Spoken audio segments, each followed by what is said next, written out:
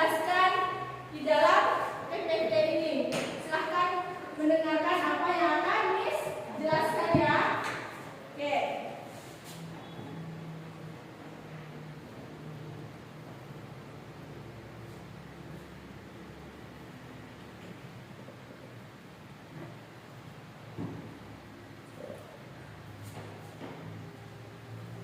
Oke, materi kita pada hari ini adalah profesi di masa sekarang dan di masa yang akan datang di bidang manajemen dan perkantoran. Ini materi kita pada hari ini.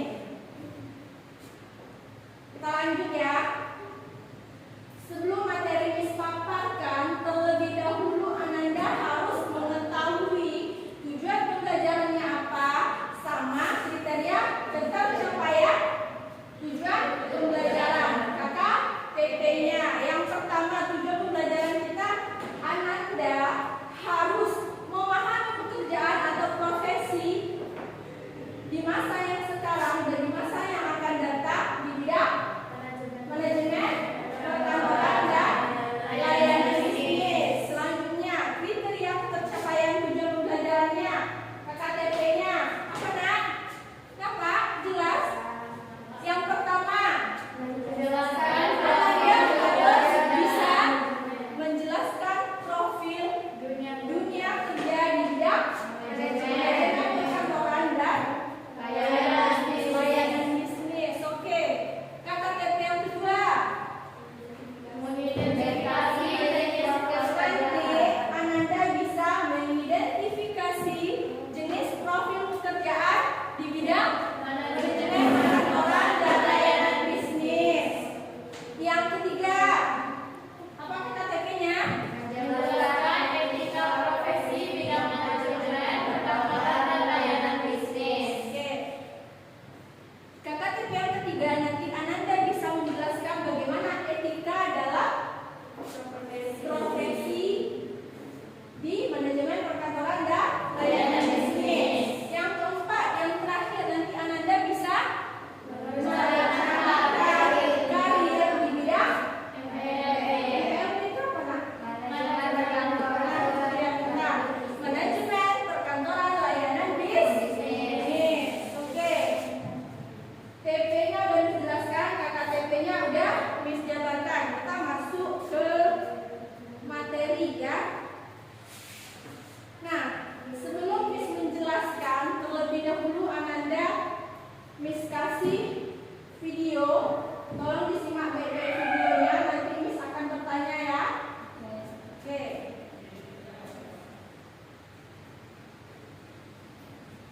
Ini videonya.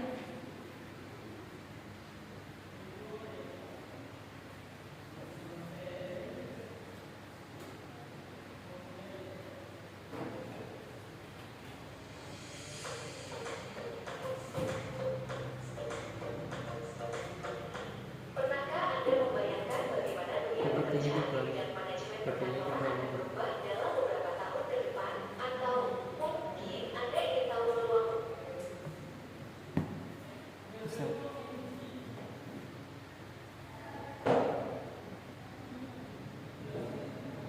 Tiga. Oke, silahkan disimak video yang disampaikan ya. usaha apa yang bisa Anda ciptakan di era digital ini? Manajemen perkantoran bukan lagi hanya soal pengelolaan kertas dan arsip di era revolusi industri 4.0. Tiga. Oke, Miss akan memutarkan video. Silahkan Ananda simak ya videonya.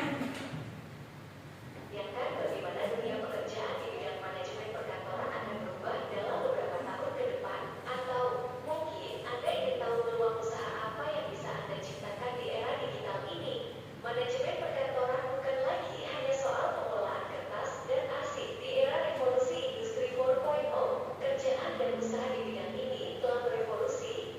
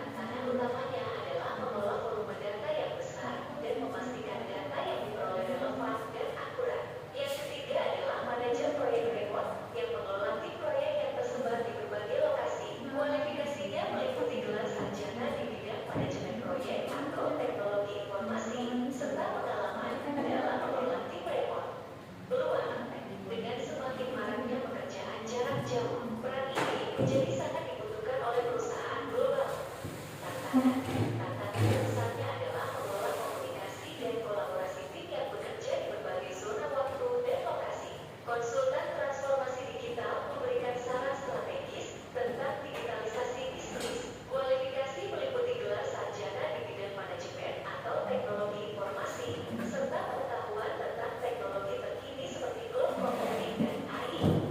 Peluang perusahaan yang ingin tetap kompetitif di era digital akan membutuhkan konsultan transformasi digital yang handal. Tantangan utama adalah mengikuti perkembangan teknologi yang sangat cepat dan memastikan penerapannya sesuai dengan kebutuhan bisnis. Selanjutnya, pengembang aplikasi perkantoran bertugas merancang dan mengembangkan aplikasi untuk meningkatkan efisiensi kantor. Kualifikasi meliputi gelar sarjana di bidang teknik informatika dengan kemampuan pemrograman di bahasa seperti Java atau Python. Peluang aplikasi perkantoran terus berkembang, menciptakan banyak peluang bagi para pengembang untuk mengotomatisasi tugas-tugas manual. Tantangannya adalah mengikuti kebutuhan pengguna yang selalu berubah dan memastikan aplikasi yang dikembangkan tetap aman dan mudah digunakan. Terakhir, manajer kesejahteraan karyawan, Ini yang terakhir ya. kesehatan dan kesejahteraan di perusahaan. Dibutuhkan gelar sarjana di bidang psikologi, manajemen SDM, atau kesehatan kerja, serta pengalaman minimal 3 tahun di bidang kesejahteraan karyawan. Peluang besar. Oke, itu tadi yang terakhir ya. Nah, berdasarkan video yang Miss dapatkan, Miss sedikit bertanya sama Ananda. Apa yang Ananda pikirkan tentang profil pekerjaan di manajemen perkantoran dan layanan bisnis? Yo, siapa yang bisa jawab? Siapa yang bisa jawab? What's your answer? Ayo, bentar. Apa bentar? Gambaran tentang dunia kerja dalam bidang tertentunya. Oke. Profil merupakan gambaran. Ada lagi? Aida? Gambaran tentang gambaran berbagai jenis pekerjaan di bidang manajemen perkantoran. Gambaran Jenis pekerjaan di bidang manajemen jenis pekerjaan di bidang perkantoran. Jadi profil itu mencakup bagaimana gambaran jenis-jenis pekerjaan yang ada di perkantoran. Oke. Kan tadi Ega bilang gambaran tentang jenis-jenis pekerjaan yang ada di perkantoran. Apa saja jenis-jenisnya? Ada yang tahu?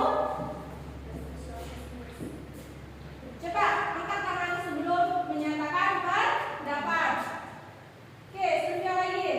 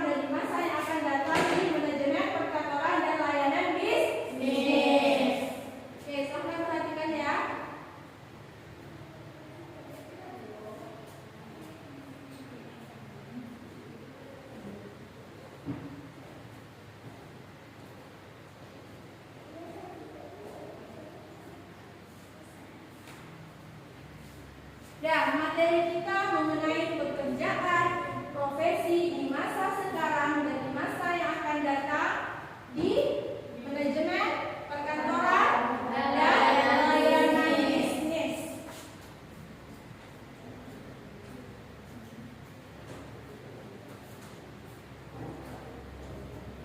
Oke, kita masuk ke pengertian dari profil dunia kerja. Apa sih definisi dari profil dunia kerja? Apa sih pengertian dari profil dunia kerja? Jelas nak? Kurang jelas ya? Dah. Mendengar kata profil, kita selalu ingat akan istilah foto profil. Dan kalau dibilang profil, pasti Anda ingat dengan foto profil. Entah itu foto profil WhatsApp, entah itu foto profil IG, sekarang IG, anak IG, Instagram, foto profil lagi TikTok. Di sini punya IG semua? Punya. Pastilah Miss, ya kan? Sudah, terus lanjut ya. Maka pengertian profil itu sendiri adalah gambaran diri sendiri. Jadi profil itu adalah gambaran diri sendiri. Jadi apabila kita kaitkan dengan profil di dunia kerja, artinya apa nak? Kita kaitkan nih di dunia kerja, profil itu apa? Gambaran diri sendiri. Itu kan profil kita sendiri. Kalau di dunia kerja, gambaran apa lagi namanya?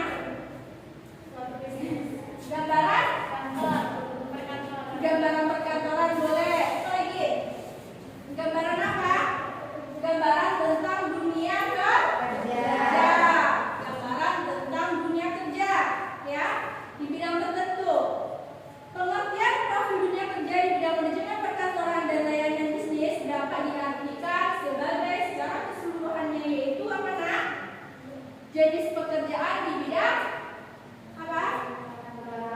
Jenis pekerjaan di bidang perkantoran dan layanan bisnis. Profil dunia kerja itu adalah gambaran tentang apa?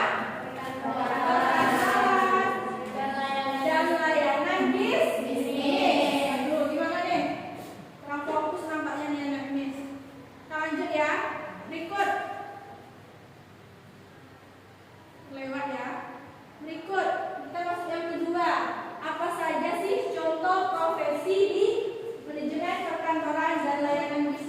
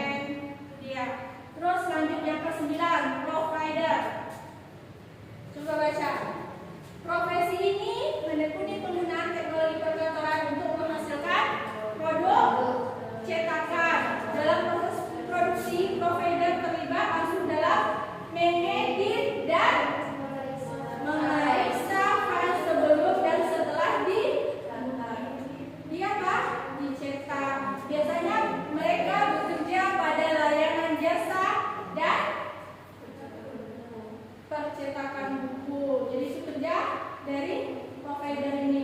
Dia menjadi dulu sebelum dicetak, sebelum di print itu harus terlebih dahulu dicek dari datanya, filenya, bisa nggak langsung dicetak, dan betul nggak.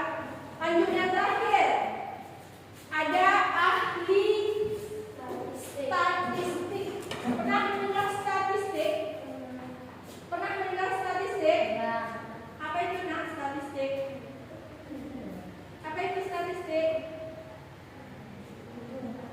Apa itu statistik? Apa Ida? Ida?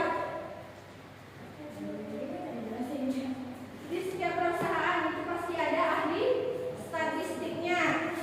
Di samping pendidikan statistik yang dimilikinya, ahli statistik harus memiliki pengalaman dalam metodologi statistik yang digunakan untuk menganalisis data dan menemukan solusi dari masalah. Jadi kalau ada masalah di perusahaan, dialah yang menanganinya di bidang statistikanya. Oke, kita masuk lagi tapi sedikit. Sudah sampai mendengarkan apa yang disampaikan? Sudah sampai belum? Masih bisa lanjut? Masih. Sedikit lagi ya. Kita masuk ke etika profesi manajemen perkantoran dan layanan bisnis. Yang akan kita bahas mengenai definisi etikanya, definisi etika profesinya, terus etika profesi menurut para ahli. Tapi itu nanti Anda baca sendiri aja ya, di KPD ya. Oke. Kita lanjut.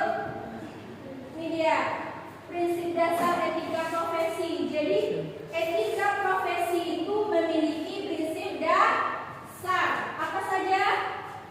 Jelas kan? Lebih semua ya. Jadi prinsip dasar dari etika profesi itu ada 4. Ingat ya, ada 4. Yang pertama, prinsipnya itu tanggung jawab. Jadi apapun profesi itu kalian harus bertanggung jawab terhadap pekerjaan. Cuma etika profesi apa ya? Jadi semua profesi harus memiliki tanggung jawab. Terus yang kedua, prinsip berkeadilan. Ya, harus adil. Setiap profesi harus adil. Tidak boleh timpang tindih, tidak boleh berat sebelah. Bagi nanti kalau kalian menjadi seorang manajer perusahaan, ya kan? Nanti kalian dikasih dalam apa? Dalam apa? Dalam memberi gaji karyawan. Oke, boleh. Jadi nanti sementara misalnya si Aida sama si Intan satu keluarga, jadi si Intan kerjanya biasa aja tapi gajinya tinggi. Ini nanti si Rensi udah bekerja luar biasa tapi gajinya biasa aja ya kan. Oke, kita lanjut yang ketiga, ada prinsip otonomi. Pernah mendengar kata otonomi ya? Pernah mendengar kata otonomi? Otonom. Nah, belajar PKN loh itu ada otonomi daerah, ya kan? Pernah nggak mendengar kata otonomi daerah? Nah, apa itu otonom? Apa itu otonom? Alibi. Masih mau alibi? Ya, dengarkan terus dulu ya. Sedikit Miss menjelaskan, nanti Miss akan memberikan kalian tugas. Apa itu otonomi? Prinsip otonomi? Apa? Lupa? Oke, kita cukup semangat dulu ya, biar nanti lupa ingatan dan kembali lagi. Tepuk semangat. Semangat.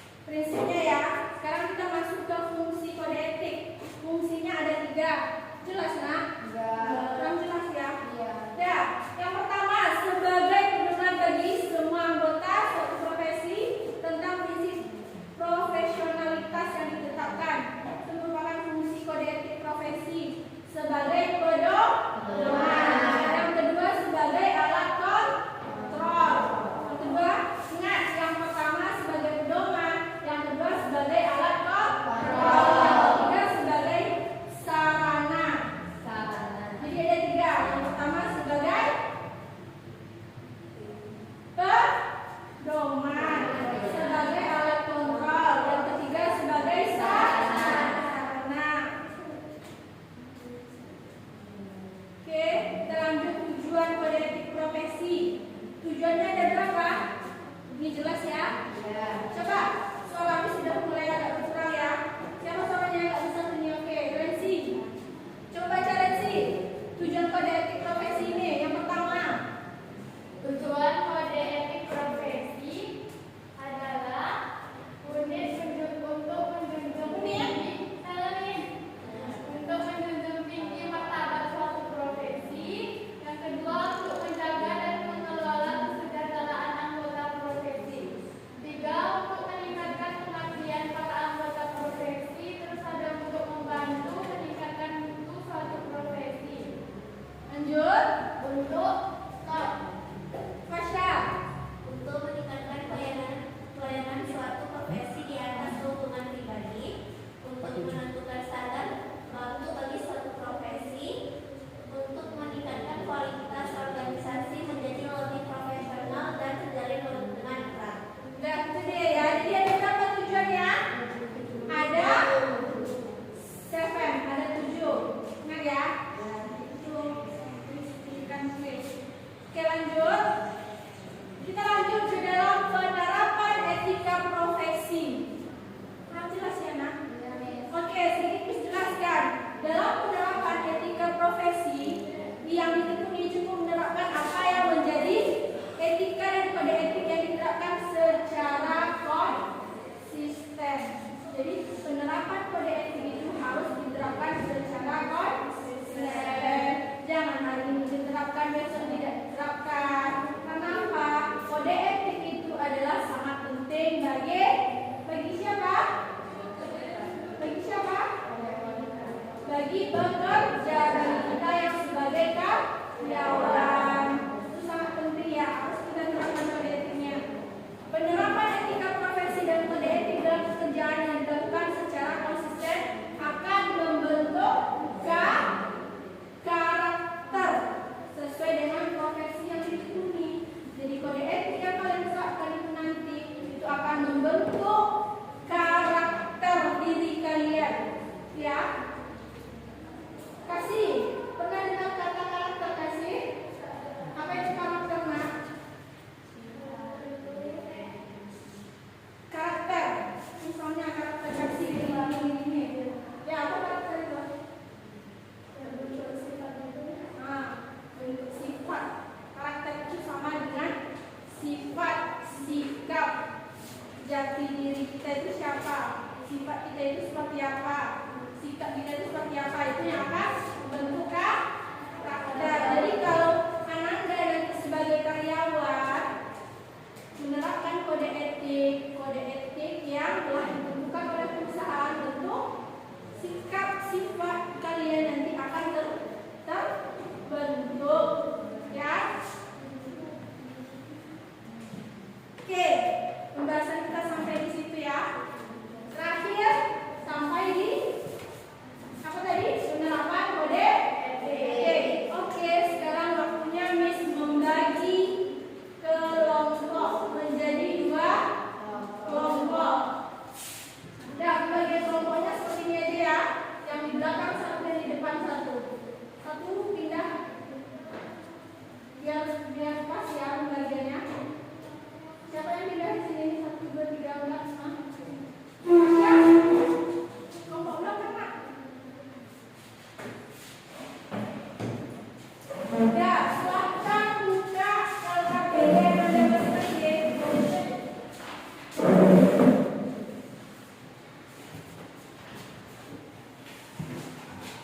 Silahkan buka LKPD-nya.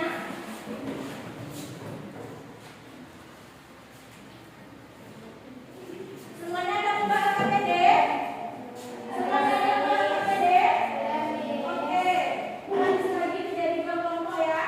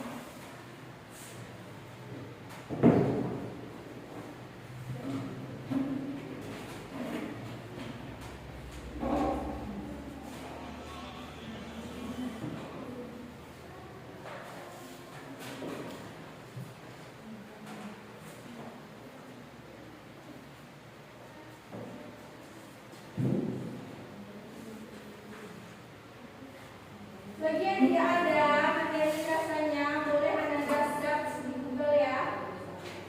Boleh memakai handphone.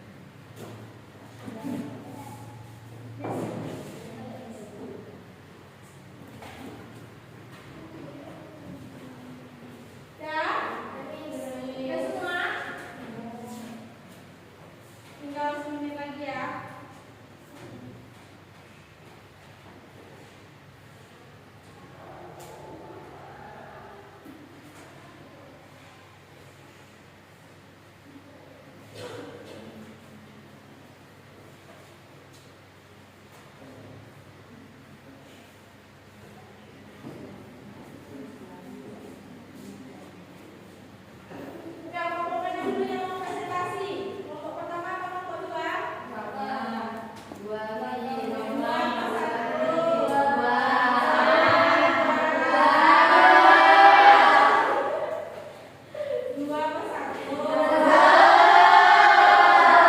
Kenapa ya setia sama Eka ya? Dan kelompok kedua.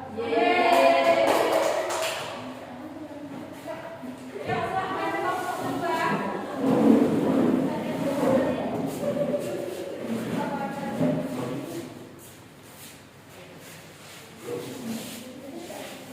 Ya, silahkan ke depan.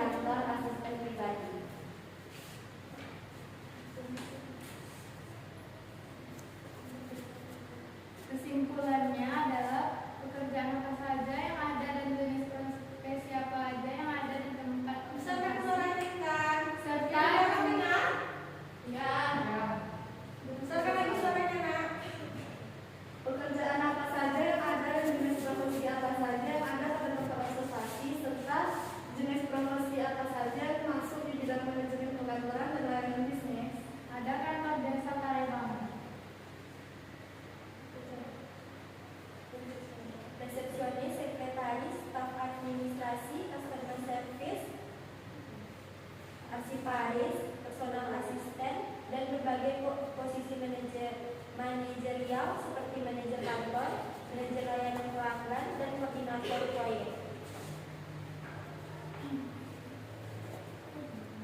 Ada yang mau bertanya? Oke, yang kedua. Ada pertanyaan? Saya Oke. Ada pertanyaan ya dari teman kita. seksualis itu termasuk dalam jenis pekerjaan atau jenis profesi? Ayo, silakan dijawab. Bisa jawab.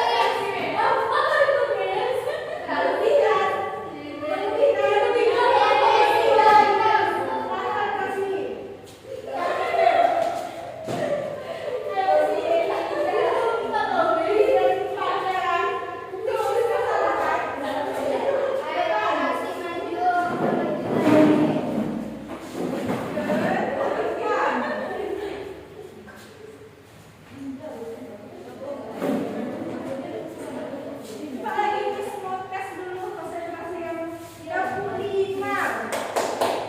Tepuk angin. Tepuk 3 kali 5. Tepuk 4. Tepuk 2. Berarti konsentrasi dia. Jangan tes lagi ya. Jadi sekarang apa hukumannya?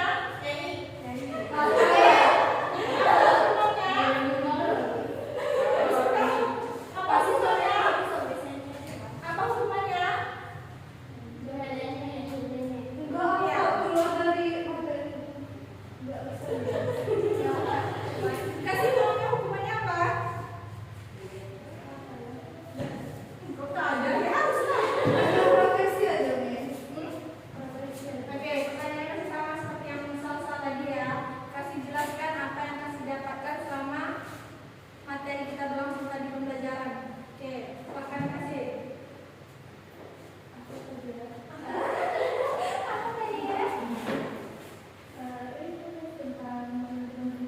Besarkan suaranya saya. Yang di belakang dengar? Yang di belakang dengar? Yang di depan dengar? Ayo, kasih. Profesi yang ada di bidang manajemen perkantoran. Terus Apa lagi? Apa lagi? Apa lagi?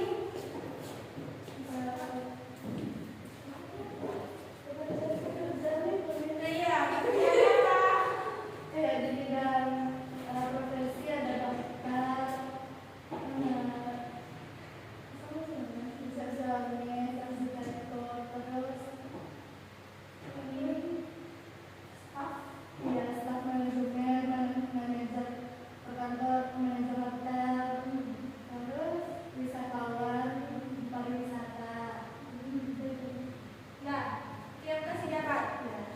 Nah, berbeda dari teman ya, silahkan ibu kasih. Miss mau cari mangsa satu lagi yang terakhir ya. Jangan khawatir, siapa yang ikut tadi juga mendapatkan nilai plus dari Miss ya. Karena dia paham akan materi yang Miss sampaikan. Tes konsentrasi yang terakhir tadi ya. Miss mau mencari mangsa satu kali lagi. Tepuk 5. Dia tak tepuk, saya tak tepuk. Tepuk 6.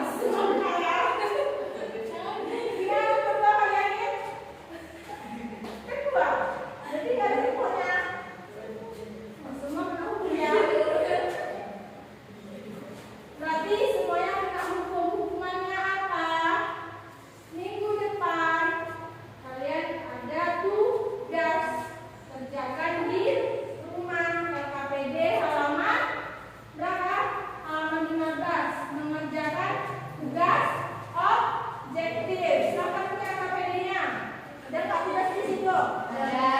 Yang uji kemampuan diri nih, Miss. Ya. Esainya juga, Miss. Objektif saja ya. Soal nggak, Miss? Soal dibuat, Jawaban jawaban dibuat, atau habis ini dibuat juga. Enggak, biar ingat nanti pas ujian supaya diingat. Dibuat ya. Soalnya di situ cuma berapa? 30. 30. Soalnya cuma 10. Nasibnya kayak mana? Berapa? Cuman 10. Dibuat soalnya, dibuat sampai objektifnya, ABCD-nya supaya nandain terus gini kali. Bukan yang KPD, tapi di buku tuh. Iya Pak? Di buku tuh. Ya, supaya Anda dapat diingat artinya. Oke.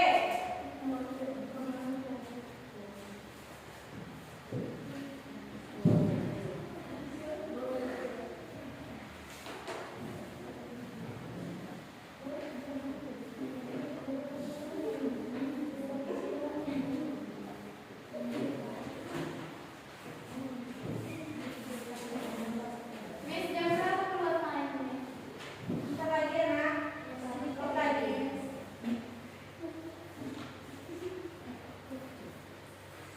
Ya, untuk pertemuan berikutnya jangan lupa tentang materi kita selanjutnya mengenai peluang usaha. Jadi nanti Anda harus membaca materi di apa? KPD. Ya, baca materinya nanti listanya siapa yang bisa menjawab pertanyaan Miss.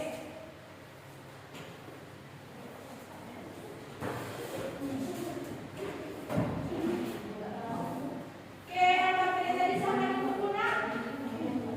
LKPD-nya di buku Miss kasih nilai.